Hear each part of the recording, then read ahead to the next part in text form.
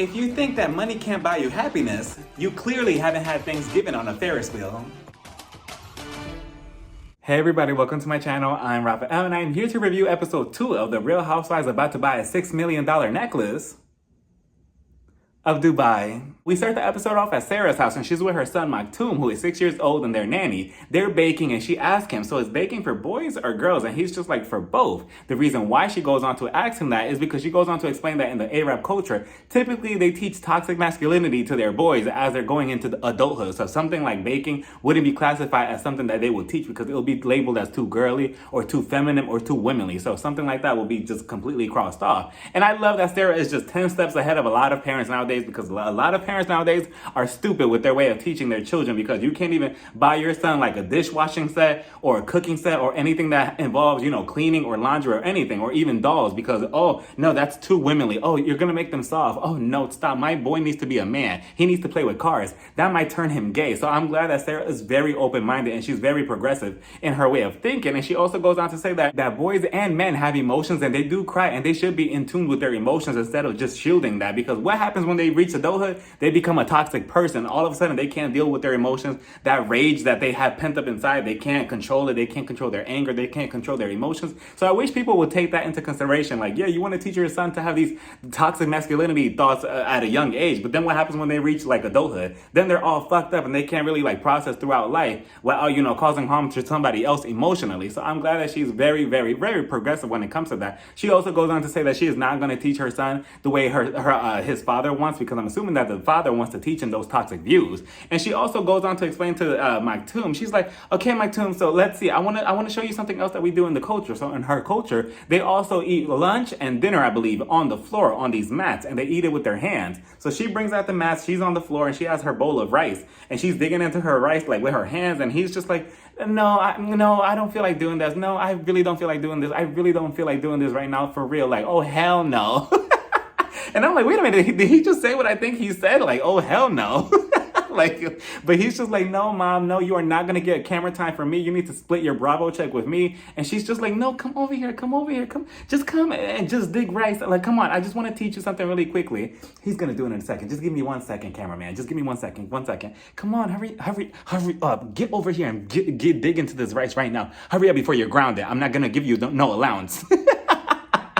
She was pissed that he was taking away her camera time. And at least she tries to teach him the culture. At least she's trying to, oh, look what we do over here, instead of just like, oh, okay, he doesn't feel like learning it at all or whatever. So I'm just going to never teach him about it or never even speak about it again. Like last episode, it was, oh, she wants him to learn Arab. So of course he's having trouble with that. He's having trouble with the whole eating on the floor thing. But at least she's trying to put it in his head like, okay, it exists. Now what I need Bravo to do is to get Sarah on the next plane to New Jersey. That way she could go and talk to Teresa's brother, Joe Giudice, and try to maybe get him to be progressive as well and stop having those toxic masculinity thoughts that he has every season of, oh, I control women this way, I'm a man this, I'm a man that. I'm pretty sure that Sarah will whip him into shape in like 5 seconds. We get a girls' night out between Caroline Brooks and Lisa Milan. They're heading out to this restaurant to have food, to have drinks, to have shots, to get away from their kids for a little bit, right? So Caroline Brooks, she starts up in her confessional. She's like, I've always felt like I had this connection with Lisa Milan simply because she's Jamaican and I'm Jamaican, and I always felt like we bonded over that. Meanwhile, they cut over to Lisa Milan in her confessional, and she's just trash talking Caroline Brooks.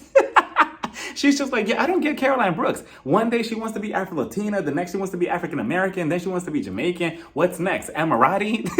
And I'm like, well, damn, you never know. I mean, Caroline Brooks, her gene pool might be a mix of many things. You never know. But then Caroline Brooks, she goes on to tell Lisa, did you see Nina's Instagram post? I just find it so funny what I saw. So her Instagram post was a picture of her and Caroline Strawberry. And the caption, I believe it was, every blonde needs a brunette best friend, alluding to their friendship. And she goes on to say, it's so funny that she said that they're best friends, because just a second ago, Nina was talking trash about Caroline Strawberry and saying how much of a bad person she is. And I'm like, oh, so Nina, are you a flip-flop? Are you a sandal? Interesting. Well, I'm gonna have to keep my eye out on you. She goes on to tell Lisa, yeah, it's very suspicious. Lisa, she also was like, yeah, it's very interesting that she posted that because just a second ago, Nina also told me to look out and watch my back over Caroline Strawberry because Caroline Strawberry has been talking trash behind Lisa Milan's back. And I'm like, so wait a minute. So we have two flip-flops here. We have a 2-for-1 special between Caroline Strawberry and Nina because both of them are being, well, at least Nina's being fake to Caroline Strawberry to her face. And Caroline Strawberry is being fake to everybody in the group, I'm assuming. Mostly Lisa Milan, I'm assuming, because she just had her invited at her bachelorette party last episode. Yet she was talking trash about her behind her back, saying that she was a very trashy person. Interesting. We head over to Caroline Strawberry's house and she's there with Daddy. My husband. The sexiest man on the show. Sergio. And they're in the kitchen making milkshakes. And I'm like, so is this just a thing between them again? Because just last week they were making milkshakes. And now again, this episode, they're drinking milkshakes. So is that just a thing? Like, what's going on here? But regardless, Caroline Brooks and Sarah, they come over to the house. They go to the back patio with all the dogs running around. And then Caroline Strawberry, she lets us know that she's going to get a house that overlooks the water with Sergio. And that I believe that in Dubai, it's not easy to just, buy a house like that with a mortgage. That doesn't exist. You have to put a down payment of 30 to 40% in cash of the entire house. And I'm like, what? In cash? 30 to 40%? If that's the case, somebody sign me up for a cardboard box. And first of all, and second of all, Caroline Strawberry, what exactly do you do for a living that you have so much money like that? Unless I missed it the first episode, because I'm still trying to figure out what everybody really does specifically. More specifically, Sergio, what exactly do you do? Like, or is he just like a little pretty boy that he just stays home and spends mommy's money? So, then again, if I had Sergio in my house too, he wouldn't have to pay for a damn thing. All he would have to do is just a couple of things. But they sit down, and then I believe Caroline Brooks, she starts talking about Ayan, and she's like, yeah, that whole dinner that we had 4 nights ago, it was very odd. Her energy was just very weird. And she also went on to tell Lisa Milan at their dinner that she's like, yeah, me and her, we always bump heads, but, we can't live without each other. We're always going to be friends. But I'm like, I don't know, like Caroline Brooks and Ayan, both of you kind of need to call it quits with that friendship, because if that's the way, if that's what you call a friendship, and your banter that you do back and forth when you get mad, that is just a little bit too much. I'm not calling my friend like, oh, you're jealous of me because of my face, and you look like a scarecrow. That's a little bit too much. It'll be different if it was just like little catty things, but like both of you were taking digs at each other last episode. If that's what you call a friendship, you need to reevaluate your friendship. So then Sarah, we find out that she's also a life coach, so maybe that's why she has so much knowledge and she's so progressive, because she obviously has to talk to people. She's like, I think I'm gonna talk to Ayan because I feel like she was triggered with some of the words that we were talking at the table, and she probably has a lot of trauma. But then Caroline Strawberry, she's not having it. She's like, yeah, she could keep her trauma over there. I'll keep my boy toy Sergio over here. Then we get Ayan showing up to this restaurant, and I love the white bob look that she had on. It suited her so nicely. I love her fur coat, the dress, the high boots, the paperclip earrings. Everything about the look was beautiful. And kudos to Ayan for wearing that fur coat, because last time I checked on episode 1, outside in Dubai, it was like 100 degrees. So I'm not sure how she's not breaking a sweat. So kudos to her. So she sits down at the table of the restaurant and she's reading the menu, and she's like, I look good. I fucking look good. Ayan is her biggest fan, and I'm here for it. I'm okay with that. So she's waiting for Nina, and I'm like, okay, Ayan gave us this beautiful look right now at this restaurant. Let's see what Nina comes in with. Nina walks in with a blanket.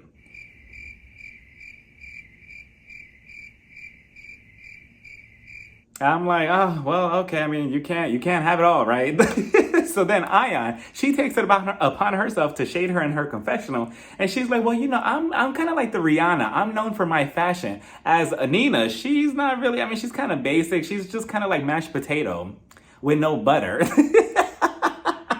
And I'm like, well, damn, Aya, do you not like Nina at all? That was a big, tree branch, not even shade, but it was a whole tree branch that you threw at Nina. But okay, so she sits down, Nina in her confessional, she's like, I didn't get the memo that we have to, come to the restaurant all glammed up. I like to wear anything that makes me feel comfortable. I'm not trying to impress anybody. And I'm like, okay, relax. Like, we're here to have dinner. We're not here to fight. But they sit down, and then Ayan, she starts off and she's like, I'm sorry for the way things went down at your dinner the other night between me and the Carolines. I didn't mean for things to escalate that far. It's just Caroline Strawberry. she really triggered me. I feel like I was talking to my father when I was younger. He will always beat me and he will always take my sister's side and he will always make me feel secluded and different from the family. So that's what Caroline Strawberry was making her feel at the table, like, oh, haha, you're not invited to my bachelorette party, but everybody else here at the table is. So we're all going to talk about it and hype it up as if it was the biggest thing in the world, and you were not invited. So Ayan obviously felt hurt, and it also makes sense what Sarah said at Caroline Strawberry's house. Like, yeah, obviously there was something there that Ayan was triggered by, some trauma, and look, she was right. So Nina, she goes on to tell Ayan, I just feel like maybe you should have a sit down with Caroline Strawberry. Like, you sit down with her and talk things out. And I'm like, look at Nina trying to be the producer of Dubai. I see her trying to make a scene between them. But Ayan, she's not having it. She's like, no, I'm not doing that. Right now is not the time for that. I'm not doing that. We have to wait till like episode 7, maybe season 2 or something. Like, I'm not having to sit down with that woman. And honestly, I mean, I just don't see her and Caroline Strawberry as of now, like really becoming friends, or Caroline Brooks, or let alone Nina, because Nina, Ayan calls her in the confessional. She's like, I don't know, the way Nina's talking about Caroline Strawberry and how she's mostly taking her side over this and making me look like the bad guy, it's almost like, she's a flip-flopper. She's a skyscraper. She just goes up and that's it. She's pretty boring. And I'm like, wow, tell us how you really feel about the woman. So obviously she's not going to get along with those 3 women. At this point, Ayan is going to be on an island by herself. So then Nina's just like, I just feel like you shouldn't come to every event guns blazing. And then what did Ayan say? Oh, so just because I'm Somalian and Somalia is known for having guns, you think I'm coming in guns blazing? And I'm like, okay, that's an interesting way to look at it. But Nina tells Ayan that the flames that her and Caroline have between each other need to be put to rest. But Ayan, she is not having it again. And she's like, no, we don't even have flames at this point. We have a volcano. She is so quick with it. And the other thing that concerns me about Ayan is that if she is so easily to get emotional about not being invited to somebody's event and having other women talk about the event in front of her, I wonder how she's going to feel later on in the season or as the show progresses, as she makes enemies possibly in the future and they don't invite her to everything. Because obviously housewives do not get invited to every single event. They're always excluded. So every time she's excluded, is she always going to cry about it or get emotional or throw a tantrum if somebody else mentions the event or something in front of her? I'm not sure. So hopefully, she gets a little bit stronger in that case. Then we get Caroline Strawberry and our husband shopping around at this mall, and they're also on this fancy golf cart looking thing that I also saw Ayan show up to the restaurant in episode 1. And I'm like, okay, so this must be a way of transportation in Dubai. It looks really nice and it looks really cool. So they go to this jewelry shop and Caroline Strawberry, she tries on this $6 million necklace, and then all of a sudden, Sergio, he gets emotional and he starts crying, and Caroline is like, you need to work harder so we could afford this necklace. And I'm like, what exactly does he do again?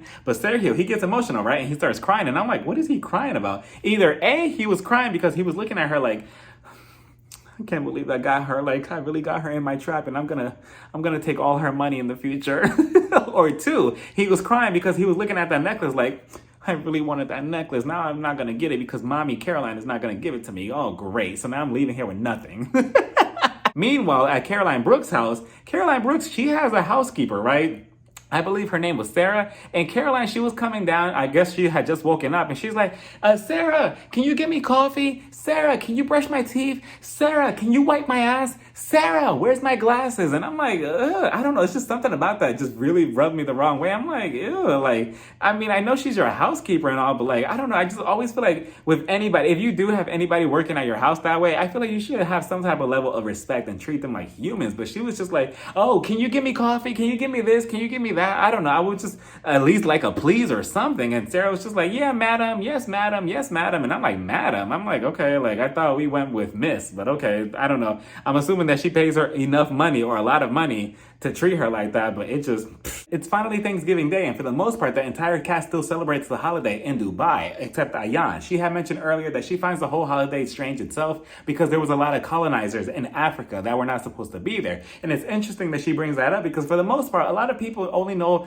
all of the holidays, not just Thanksgiving, but all of the holidays as being this, the great time to celebrate this or that or this, but there's usually a darker tone or a darker meaning behind every single holiday that most people don't know of. So I'm glad that she said that. So Lisa, we see her shopping around and she gives us a little detail of what the grocery store is like in Dubai. She goes on to say, I believe she was buying pork? Yeah, pork. But you can't go into the pork section unless you're non-Muslim. So I thought that was interesting. She's shopping around with her son, Christian. Christian is so adorable. This was probably one of the cutest scenes or interaction with somebody's mom and child on this show, on the Housewives history, because he was so adorable. He was like, cookie.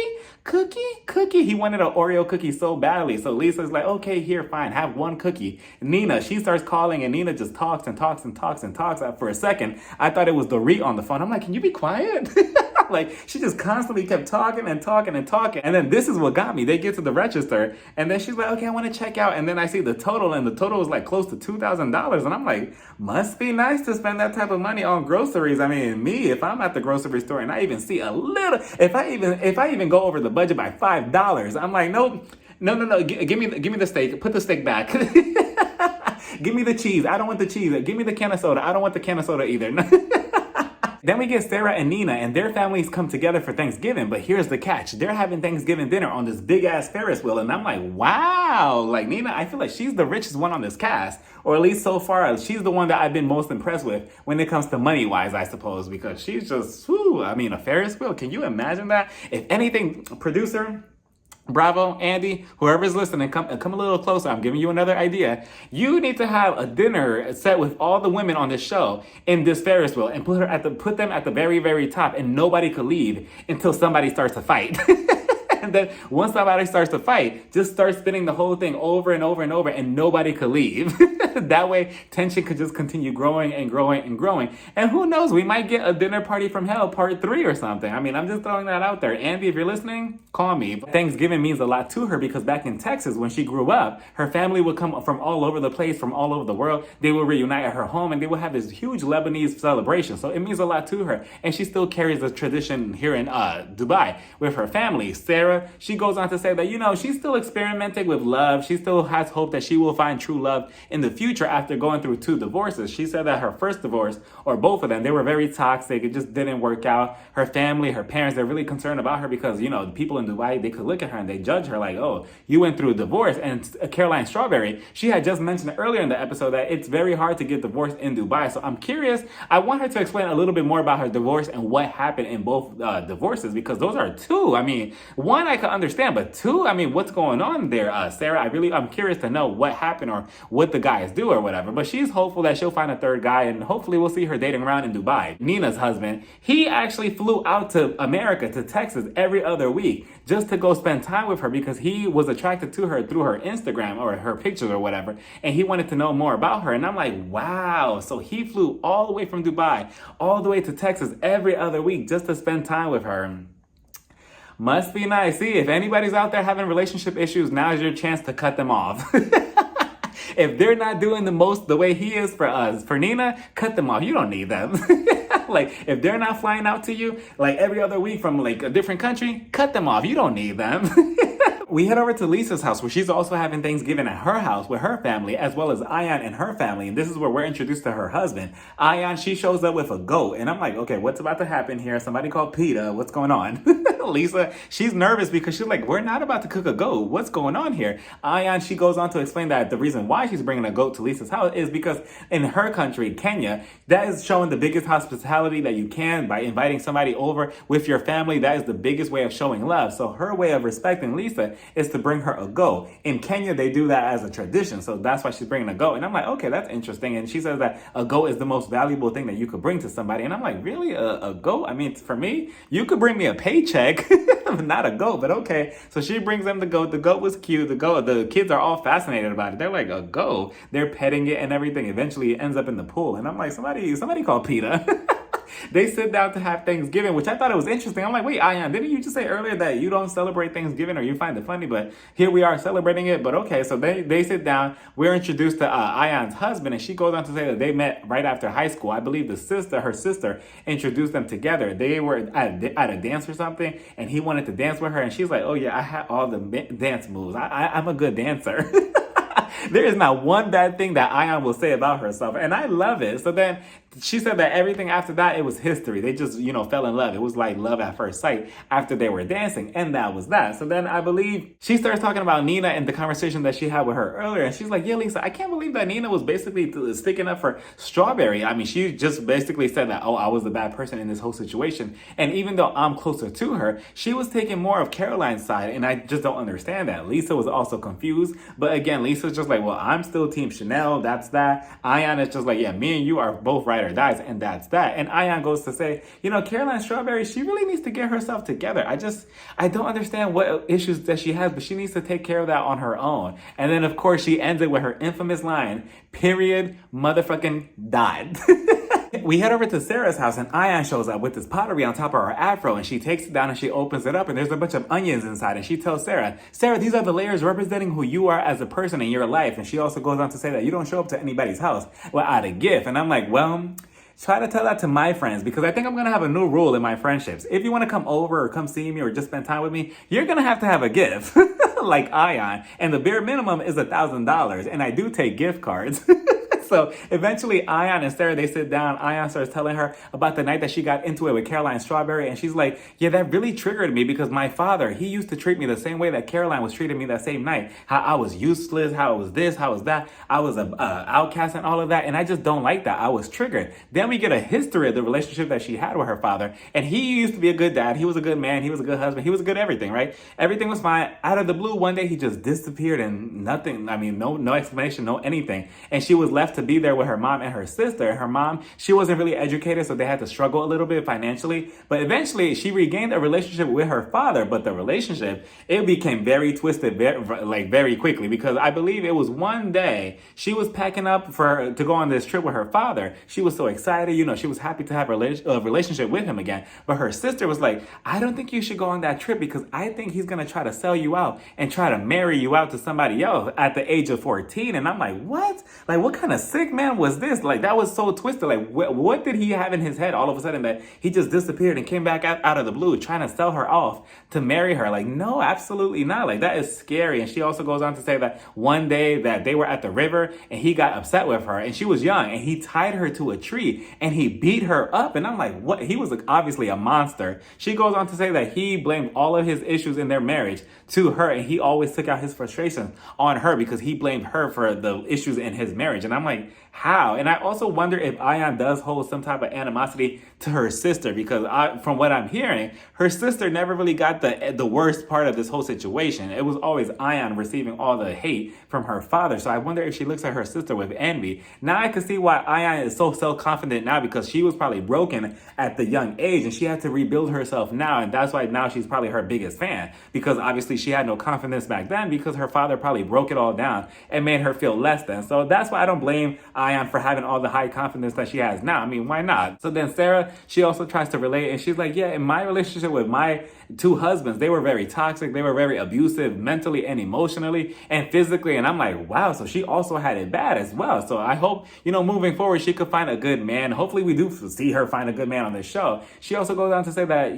when she was younger, she was really into money. She was always smart. She was always about getting money in some type of way, in any type of, business. And she also suggests to Ayan, I really want you to find peace with the whole situation with your father. And I really hope that Ayan does find peace, because yeah, you don't have to forgive your father. She said that she hasn't talked to him in 26 years. That's fine. That's okay. Sometimes you just don't have to talk to people, and that's that. You don't have to, oh, I forgive you and we can start a new relationship. Sometimes you just got to end it, and that's that. But hopefully for Ayan and her peace of mind, she does find some type of peace within herself in some type of way. Sarah, she suggests that she should take something called hypnotherapy or something like that. And Ayan is like, you think so? You think? And she's like, yeah, I think you should do that. And of course, we wouldn't end the episode without Ayan trying to be shady. And after she was just crying a second ago, she was just like, I think I should do the whole hypnotherapy. But then again, Caroline Brooks, she's doing that and it's not working for her. I think she needs a refund. I'm like, of course, in typical Ion fashion. And that was that, everybody. What did everybody think about this episode? I mean, again, it's still very slow paced at first because we're trying to get to know all the wives. We can't just go from 0 to 100 right away. You know, we have to be established with all the wives, get to know them, have some type of connection to them. And I like that we're getting a backstory of all of them, especially Ion's sad story with her father. I mean, that was just so sad because she was just so bubbly. She's so much fun. She's a bad bitch, as she said. And to hear that she came from that is very devastating. But again, let me know what y'all thought about this whole episode, and let me know what y'all thought about that Ferris wheel down in the comments. Bye, everybody. Mwah.